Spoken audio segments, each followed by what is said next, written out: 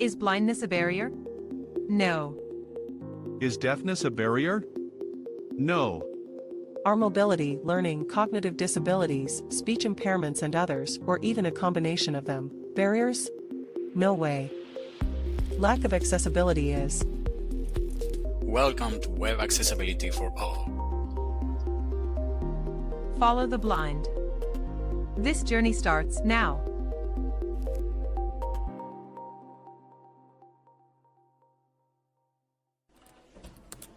Hey, Jennifer, I've been working on our new design. Look, I want to impress our client by adding some cool hover effects, you know, like sliding text and bouncing buttons. David, listen. Have you thought about how that will affect accessibility? Accessibility? It's just some simple animations, Jennifer. People love animations, right? Well, not every. Hello, my friend. Welcome back to Web Accessibility for All, the show where we dive deep into making the web a better way for every single user out there. I am Ariel, your host, and today we are talking about something that's often overseen in web design: animation and motion. Now, I know some of you are thinking, Ariel, come on, it's just a little movement on the screen. well, yeah, but we'll see that animation can either enhance the user experience or completely ruin it. Trust me, we have a lot to unpack today, because we'll break down how to make animations not just cool, but also accessible. So let's start with the problem. Designers and clients love adding animations and motion to their projects.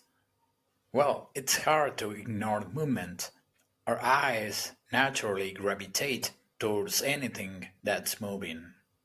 But animations, while visually appealing and helpful for some users, can cause a lot of discomfort for others. This includes people with vestibular disorders, people prone to motion sickness, those with attention disorders like ADHD, and even people with epilepsy. The culprit? Motion and rapid visual transitions. Back in 2014, when iOS introduced parallax scrolling, where the background moves differently than the foreground, it caused a real stir. Thousands of users flooded forums with complaints about dizziness, nausea, and even headaches. Eventually, Apple responded with a reduced motion setting, which has become an industry standard. So why do animations trigger these kinds of physical reactions? It all comes down to how our brain interprets visual motion. When we are looking at the screen and the motion doesn't align with our physical experience, like scrolling making the page shift in a 3D-like way, our brain gets confused. This disconnect between what we see and what we feel causes discomfort, and for some people, it can be debilitating. Vestibular disorders are conditions where the inner ear and brain don't handle spatial orientation or balance properly. According to the World Health Organization, approximately 15% of adults suffer from these kinds of issues, so it's not a tiny minority. Yeah, for some, what might look like a simple hover effect, to you feels like a roller coaster. Jennifer, we need our site to be fun and engaging. Animations make it pop. True, but David, remember when we made that carousel spin? So fast it nearly sent users into orbit. Accessibility first, remember? Exactly. Animations aren't inherently bad. They just need to be thoughtfully used. Let's dive into how we can strike that balance. Common problems with animations. First of all, let's think about the following. Interactions should have a response. So, if I'm just looking, there shouldn't be any unnecessary movement. Let's talk about some of the common problems we see with animation and motion on the web today. Uncontrolled or unexpected motion. Like we mentioned earlier, things like parallax scrolling, where the background and foreground move at different speeds, or elements that animate too quickly, can be disorienting. Even hover animations that seem harmless, like buttons growing and shrinking suddenly, can be problematic for users with vestibular disorders or attention deficits. Flashing or blinking content. Rapid flashes or blinks can trigger photosensitive epilepsy or distract users with ADHD. Think about the infamous blink tag. Back in the early days of HTML, it was such a problem that it was removed from the standard because it caused so many issues. Autoplaying animations. Anything that moves without the user's consent, like a GIF or video that automatically plays, can be distracting or cause discomfort. This goes against WCAG 2.2, Success Criterion 2.2.2, which recommends giving users control over media playback. An option could be a button at the top of the navigation to stop all animations. Best practices and good use cases. Now, it's not all bad news. Animations can enhance accessibility when done right. Let's talk about some good use cases where animations can support users. 1. Visual feedback. One of the best uses of animations is to provide feedback to users. For example, when a button is clicked, a subtle change in color or a short fade can show users that their action has been registered. This helps users who may not receive immediate feedback due to cognitive disabilities.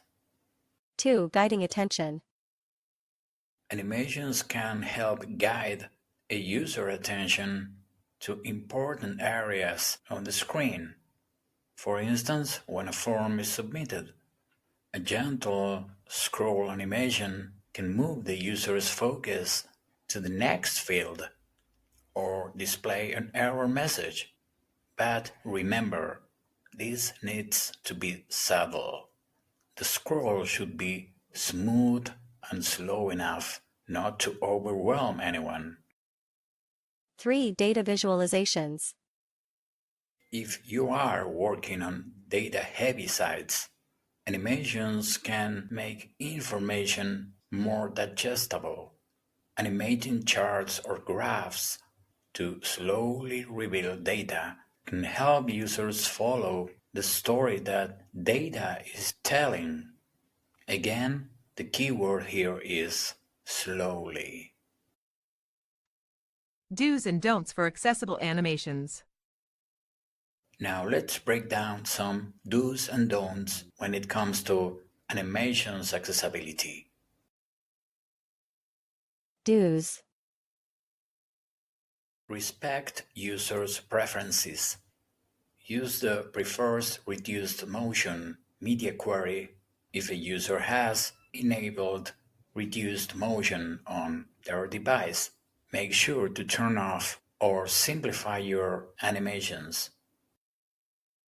At media left paren, prefers dash reduced dash motion colon, reduce right paren, left brace. Slash star disable animations or make them more subtle star slash. Dot hero dash banner left brace. Animation colon, none semi. Right brace. Right brace. Keep transitions smooth and slow. Aim for durations of around 300 to 500 milliseconds and use cubic Bezier timing functions to ensure movements are natural. Use animations to support, not distract. Use animations to reinforce user interaction. Things like button feedback or highlighting important sections can be great, but they should always be complementary. Don'ts. Avoid rapid movements or uncontrolled motion. Anything fast or jarring, like bouncing elements or rapid scroll jacking, should be a no-go. This can cause disorientation or discomfort. Don't use flashy animations. Even a short burst of flashing content can trigger photosensitive epilepsy. Keep animations subtle and smooth. No autoplay without control. Never autoplay videos or GIFs without giving users the option to pause or stop them. Not everyone wants to be bombarded by moving content. Historical lessons learned. We touched on this earlier, but I want to emphasize some historical moments that shaped how we think about animations. Yes, we already mentioned the blink element nightmare. We know it was removed from the HTML specification, but guess what? Even today, we see this issue pop up on things like endlessly rotating carousels. Another classic example of inaccessible animation are the horizontal scrolling news sticker. Remember those? They were supposed to deliver breaking news, but for screen reader users, the rapid scrolling made it impossible to know where the text began or ended. Users had to wait for an entire row to pass just to find the piece of news they were interested in. Not only did this violate accessibility guidelines, but it also made it difficult for users to engage with critical information in a timely manner. Wrap up. All right, that's a lot to digest. But here is the bottom line. Animations, when done right, can enhance the user experience for everyone. However, when misused, they can exclude a significant portion of your audience. Remember to keep things subtle. I think I already said that, right? Respect user preferences and always test with a diverse group of users, especially those with motion sensitivity. And here I have a little secret for you. Chrome DevTools includes an animations panel that allows you to inspect, slow down, and modify animations. It's a helpful tool for reviewing how animations behave and ensuring that they are smooth and not overwhelming for users. Okay, Jennifer, you've convinced me. What about a gentle fade? Now we're talking, David. Subtle is the way to go. Thanks for tuning into this episode of Web Accessibility for All. Don't forget to subscribe and share. I'll catch you next time when we'll tackle another important accessibility topic. Until then, keep things moving, but not so fast. Goodbye. Thanks for joining us today. Subscribe for a new challenge next week. And don't be shy. Leave us a review or ask your accessibility questions online. See you next week for another episode of Web Accessibility for All.